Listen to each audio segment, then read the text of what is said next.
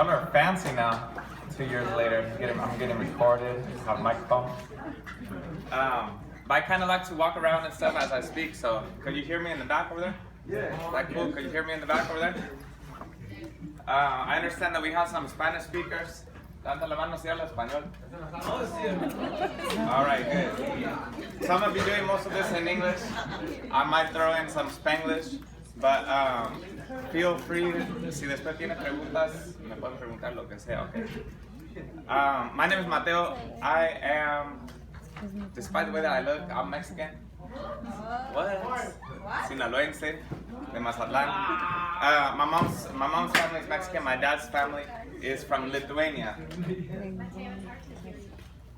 Okay. Yes, ma'am.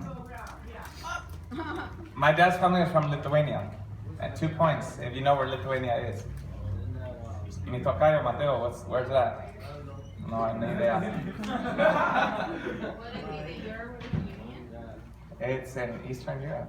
Good job. Very good. 2 points for you. They're meaningless, but 2 points. Okay.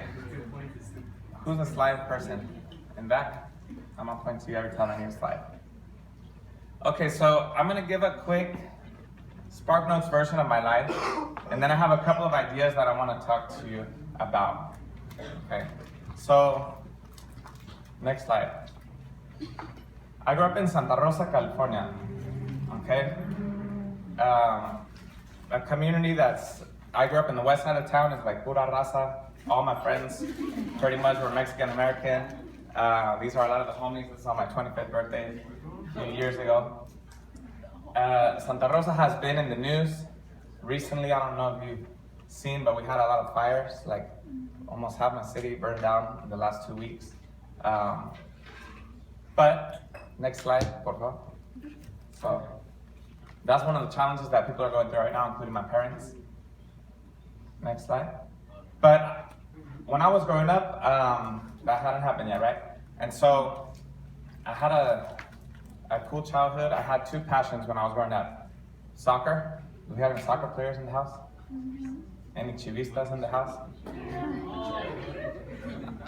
2 points for you too. So I played soccer very competitively. Like I was telling Ms. Christine that I would play on 3 teams at once. I would go like from high school practice from 3:30 to 5:30, and then go from club practice 6 to 8, and then get home and try to eat and do all my homework. I played indoor soccer. It was my life. I also I taught myself guitar when I was like 13, and so I had a little band in high school. We were called Prophecy. We were a mix of flamenco music, that's like classical guitar from Spain, and Metallica, because that's what my best friend liked to play. So it's kind of a mixture, see if you can imagine it. Also, growing up, from the time that I was like 11 or 12, I dreamed about traveling, right? I would go to the library, I would look at National Geographic magazine, I'd look at Condé Nast Traveler and be like, wow, it would be so cool to visit these places. But that was not my reality growing up. I'd never had opportunity, right? That's some background. Next slide. The biggest challenge that I had growing up in my neighborhood, and maybe some of you can relate, was gangs. There was a lot of gang violence where I was in West Santa Rosa. I lost 3 friends to gang violence when I was in high school, because I put these newspaper clippings, and now the city is starting to change, but in the early 2000s, it was pretty rough there, right? And so it was just part of the reality. I would play soccer, and a lot of the guys that I played soccer with also were gang banging or had family members that were in gangs. And it was certainly an obstacle, certainly a challenge, right? Growing up there in Santa Rosa. I responded though in such a way, and mind you, like, this is me looking back on my life and kind of piecing together different pieces. I wasn't really thinking of it this way as I was going through it. But as opposed to retaliation, as opposed to getting caught up in that, I just didn't want to lose other friends. And so one of my buddies, Felipe, he invited me to be a part of this like citywide council that did gang intervention. It was drug, alcohol, and gang intervention. So we would work with students who were in juvenile hall, and they would get volunteer hours, community service hours, by coming to our workshops, right, which we're talking about alternatives to gang lifestyle. So that was the way that I reacted because I didn't want to lose other friends to gangs. It was not some like big moral calling, that brought me to that work. Next slide. Meanwhile, I was doing well in school, right? I was very lucky in that I did work hard, but school also came kind of easily to me for whatever reason, right? And so I did well from the time I was little with my friend Curly. That's still one of my buddies. He was in that earlier picture at my birthday. He's from El Salvador. So I graduated from high school, right? And I'm telling you that this is the SparkNotes version of my life. And so later, hopefully we'll have a couple minutes for questions and you can ask other questions. But that's another presentation. Because I ended up at this place. I don't know if you've heard about it. It's a little tiny school on the East Coast. Have you heard? Yeah, some people. So I ended up at Harvard with a full ride, right? Full financial aid. I didn't pay a cent. Raise your hand if you've seen snow in your life. Oh, these are all the snowboarders on this side and nobody on this side. Okay, skateboarders. So I had never seen snow, right? I told you I dreamed about traveling, but I had never had the opportunity to travel outside of California, right? So I had never even been actually down here to LA, right? I was 18 years old. I went out to Harvard. I saw snow for the first time in my life. I met people from all over the world doing amazing things. And it was at Harvard that my mindset started to shift, right? And so growing up, I kind of had these limiting beliefs, right? Something my mom would always say, and I spoke about this in the last time I was here, was that my mom would say, oh, must be nice. Anytime that we heard about someone doing something cool, oh, they went to a Broadway show, oh, must be nice, So-and-so went to Hawaii, oh, it must be nice. But what I interpreted from that, what I internalized, is that too bad that's not us. Like that's not something that is accessible to our family, right? So I had a lot of beliefs that were false about what I could and couldn't do, right? And I wouldn't even let myself research, oh, how much does it cost to go to a Broadway show? Because I thought that's not really for me, right? That's for other people. But when I got to Harvard, people would respond differently. I said, oh, wouldn't it be so cool to go to Italy this summer? And as opposed to people being like, oh, who do you know? You don't know anyone in Italy. Like you barely speak Italian, right? What are you gonna do there with what money? People would say, oh, that's awesome. Like there's a scholarship that you can get money to go over there. I know someone who can host you, right? I can give you like travel guidebooks so that you can get around. And so it's a little bit of a different shift in responses to these challenges, okay? Fast forward, this is actually not an updated map, but these are the places that I've been now. And you have to add also 7 countries in Asia, right? It's 75 countries, okay? So 10 years from when I graduated high school, and I've been to 75 countries all over the world, right? I've been pursuing my dreams. And then coming back and working in Montebello, right? Which is a community similar to the one that I grew up in. And I work in a high school over there as a dream director. So I'm making sure that young people start to shift their mindsets a little bit earlier, right? Because it's gonna make a huge difference moving forward. Okay, a couple concepts that I wanted to think about with y'all today, okay? One is that you have the agency, right? Agency means power, right? It means within yourself, you can make meaningful choices about how you respond to challenges in your life. So I don't want to be presumptuous and anticipate the challenges that you might have, right? But I grew up in a community that was kind of rough, and I understand some of the challenges that many high school students are going through, okay? Whether that's kids, whether that's drugs, gangs. And we are not in control very often of what happens to us. Sometimes we just happen to be born or we live in a situation that has a lot of obstacles and challenges, right? But what we do have control of is how we respond to those things. Okay, so I mentioned in my life growing up, gang violence was a big challenge, a big obstacle. And I responded not through retaliation, right? But through working to stop this violence, with other friends of mine in the community. So you have the challenges to respond. The other thing that I want to talk about was something that came up years later, okay? So after I had already graduated from Harvard, I met working in Brazil, right? So after I graduated, I went to live in Brazil, and then in Mexico, and then in Italy, and then Costa Rica, and then back in Brazil, right? Pursuing my dreams. And I met an admissions officer from Harvard. And I had never really known why I got into Harvard, right? Often people that are accepted to Harvard feel like they're the admissions mistake. Like somehow I slipped through, you know, but I didn't win like a gold medal in the Olympics, like the girl who lived next to me, right? I hadn't created this idea about microfinance and patented it for $1 million, like the guy living to the right of me. I felt like, I don't know, I played soccer, I had good grades, you know, I kind of like volunteered at my church and stuff, but I never understood what it was that made me stand out to admissions officers, right? But I ended up meeting an admissions officer from Harvard, and she told me, Mateo, we read your essays, right, about how it was for you growing up, losing your friend Lalo, who you have played soccer with since you were 8 years old, right?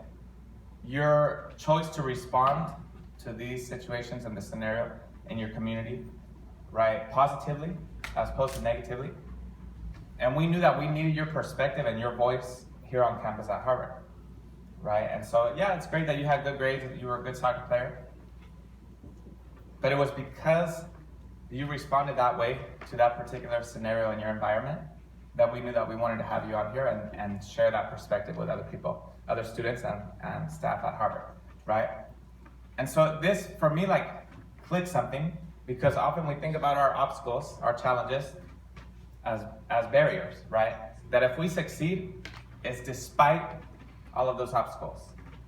And so I was thinking, like, I got into Harvard, had I not grown up in that, where I grew up, right, in West Santa Rosa, maybe I wouldn't have made it to Harvard, right?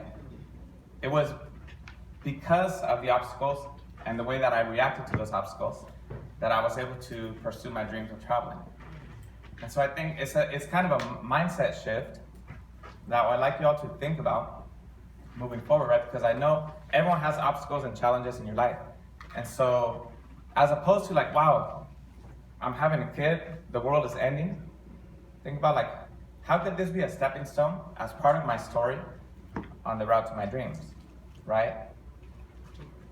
If you know people in your life, you've been struggling with drugs or something, moving forward, what if your story is that you become a drug counselor who has incredible empathy for other people going through that situation because of your story, because you experienced it, right? And so I wanted you to kind of sit with that idea and think about it in terms of your own lives right now and moving forward. And I have a small activity, so where the paper's set out, we're gonna hand out this, and how we doing on time.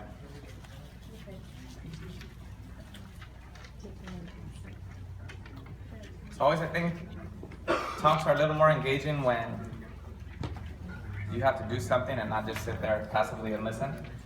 So I'd like you to pull out a pen or a pencil.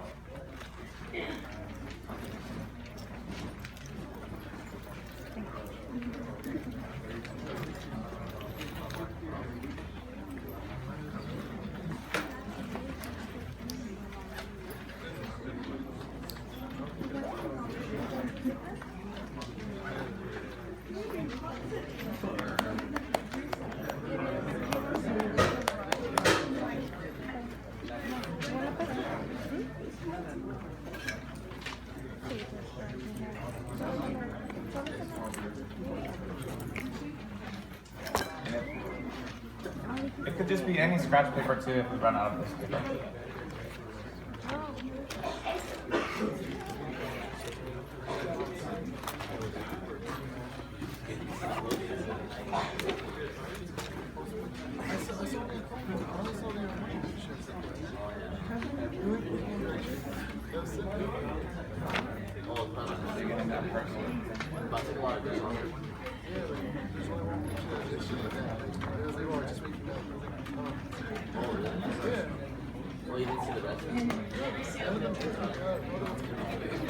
Once you give the thing, you say it's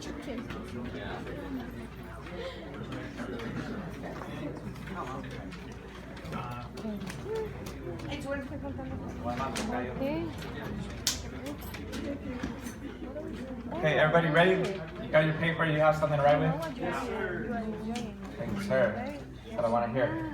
So one of the most important things when you're thinking about goals and dreams is to visualize what that looks like, right? I don't know if you've talked about this. It's a concept that's very common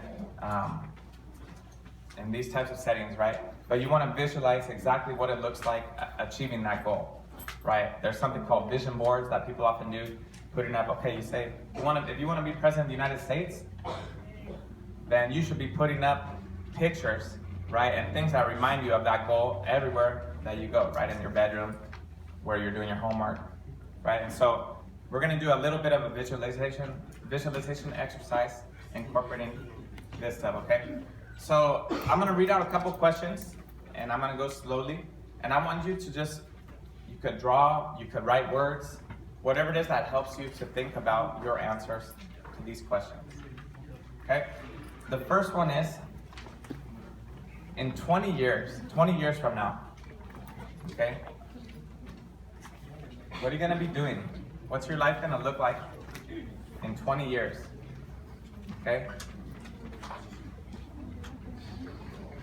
Entonces quiero que describan sus vidas de aquí a 20 años. ¿Todo bien? Who's alongside you, bringing you joy, right? ¿Quién está contigo? ¿Quiénes son tus amigos? ¿Estás casada? Si tienes hijos. This is supposed to be an individual activity. Later we can talk about our dreams together. I'm just rattling off questions. So who's with you, right? 20 years from now, who's with you? What does your home look like? You live in a mansion? You live in an apartment in New York City? Right? Are you living in Brazil? 20 years from now. This is all 20 years from now. Okay? ¿Cómo es tu casa? Es una mansión, departamento. The White House? Órale.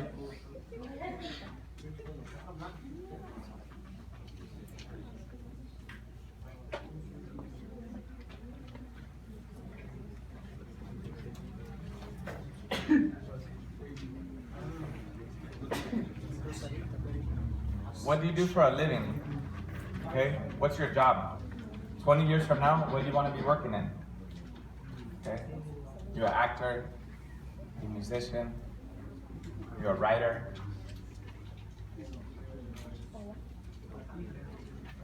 ¿Entendiste? ¿A qué te dedicas?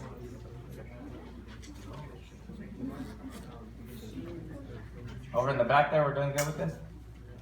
All right.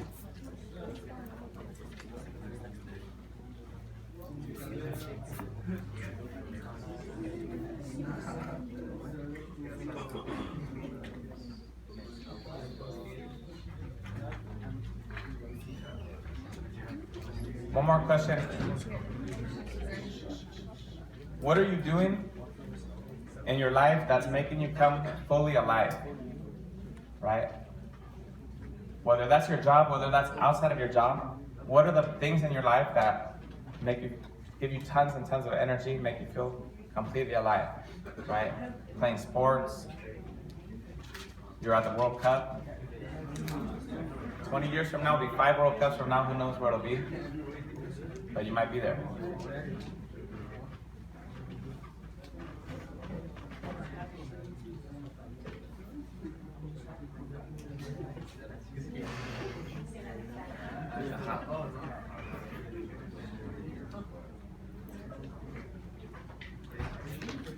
¿Qué estás haciendo de aquí a 20 años que te hace feliz?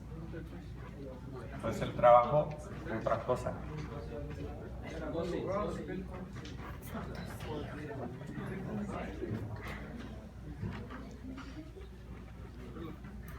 Are your visions coming together? Yes. Yeah? You want to share out? Die for my health. I'm thinking right now, we won't share unless someone's dying to share a little bit about their life 20 years from now. Anybody? Mateo? Go, Mateo. It's okay, you don't have to share right now, but the idea is that you start thinking about this, right?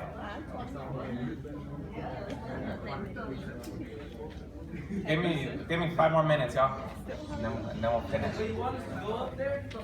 No, you don't have to go up. If you want to share from your seat, a part of your vision. Firefighter? All right. Firefighter with a pit bull, wife and kids. How many kids, Mateo? 2 kids. 3 tops. That's it. Okay, thank you. Anyone else want to share a little bit of their vision? Yes, sir. I want to have a beachside home.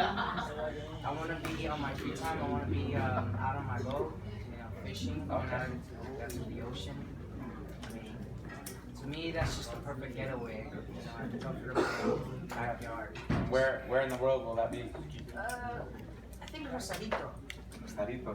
Yeah. Did you hear this? They're cheap. They're Uh-huh. cheaper, and you're still living in luxury. Like, if you want to buy a home here in California by the beachside, Malibu, Santa Monica, it's going to cost you well over $1 million, $2 million, $3 million. Yeah, I like the way you think. And later, if you want to talk travel, I'll tell you about some of the ways that I've done that, right? Working here in the U.S. and earning in dollars, but living in Mexico, living in Costa Rica, right? You can make that happen. For what you pay for a studio apartment in Santa Monica, you can live in a penthouse in Cancun. Yep. Good to know. One more share from this side. Yes, sir. Alright.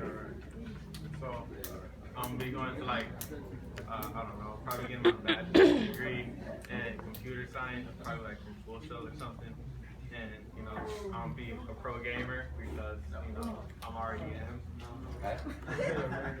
And I'm gonna be living my life to the fullest, Stay at home and do. Programmer of video games, right? So creating your own video games? Yeah. Okay. When I With create it. my own, probably just helping other companies because creating your own, that's a lot of work. If you want to create your own, you can do that. Or you can work with a company that does it, right?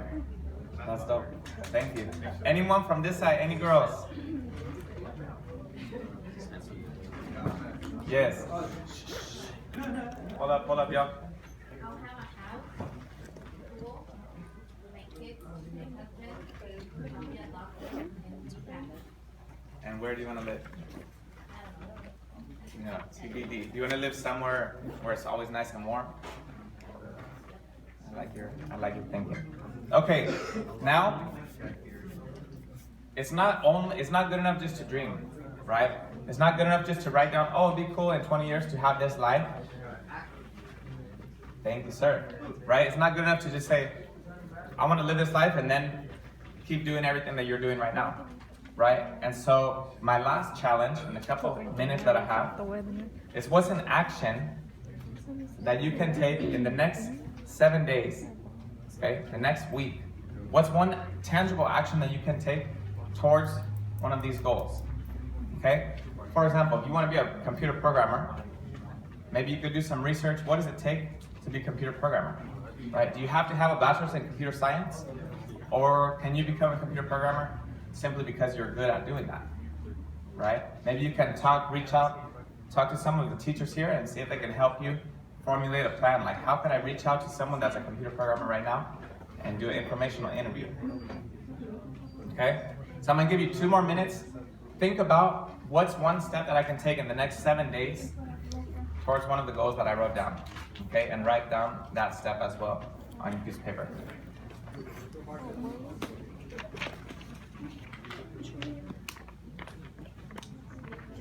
Okay, escriban una acción que pueden tomar en los próximos 7 días que te van a llevar a ese sueño, ¿no?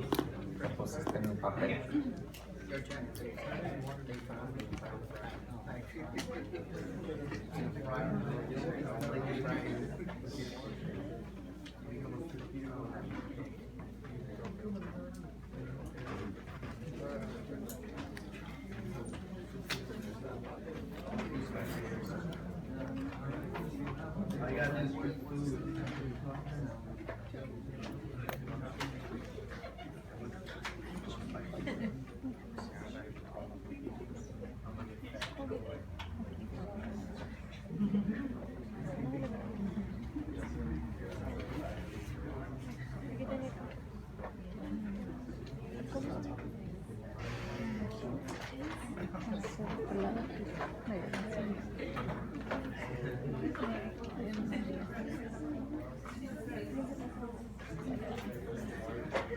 Okay, 30 more seconds.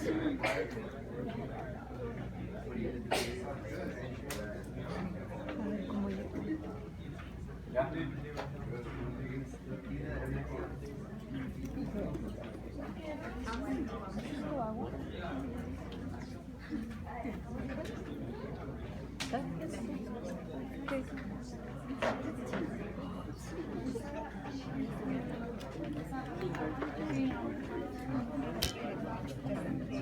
All right.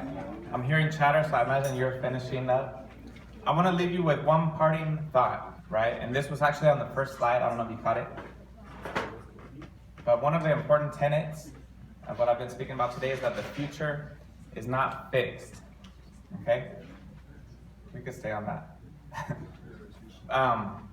The future is not fixed. What does that mean? It's not set in stone. It's not set in stone. Everything that you have done up to this point has helped to shape you up to this point, but it doesn't determine where you're going from here, right? You have agency. You have power in the choices that you make and the way that you respond to challenges. And so maybe creating a vision board, right? Writing down your goals, writing down your dreams, knowing for sure the direction that you want to go.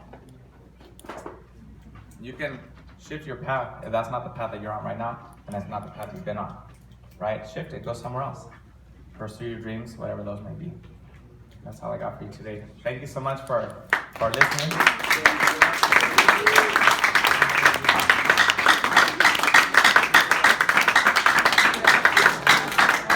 Thank you, Mateo. And I think he has maybe 5 minutes to stick around. Yeah, if you want to go to the last slide. So I put my email address, and last time that I was here, I did the same thing, and Luis took advantage. We've been friends on Facebook, right? We've been sharing some ideas and stuff, talking travel if you're interested in that. So any questions for the last couple minutes? Is there, okay. Gabriel? What is your occupation? Gabriel, you want to ask a question? How was Brazil? It's amazing. Was So I lived in Brazil 3 times, huh? Russia or France? Did you go right there? So I've been to France. I'm going to Russia for the World Cup actually this summer, upcoming summer. Brazil, if you know Spanish, Portuguese is pretty easy, right? Does anyone speak Portuguese here? I mean, I understand it. Fala português? É legal. Mas eu vou falar um pouquinho em português e quero que vocês leiam se entendem alguma coisa, tá? Peraí. Levanta a mão se você está entendendo o que eu estou dizendo. It's like the Spanish version of French. So some people are already understanding Portuguese, right? But to respond, it's a Romance language. So I speak English, Spanish, Italian, and Portuguese. I studied languages at college. That was my major at Harvard. But they're all Romance languages, so they have the same Latin roots. And so if you already know Spanish, you're a step ahead of the game, right? You can learn Italian quick, you can learn French, Portuguese. Yeah. Last question. Last question. I missed, what is your occupation? What's my job? So my official title is Dream Director, which is pretty dope. But I work for a nonprofit called the Future Project, which is based in New York. We're in 11 cities around the US. And we work in high schools doing this, helping young people think about their dreams and then pursue them through projects, whether those are like school-wide campaigns and events or individual projects, right? If students like, oh, I like to rap, I want to put together an album, then I say, okay. And I coach them through the process of creating an album or writing a book or finding an internship, whatever that may be. All right, then I'll hang around for a few minutes. If you want to chat, give my card, contact info. Thanks so much for listening. Thank you, Mateo. Thank you.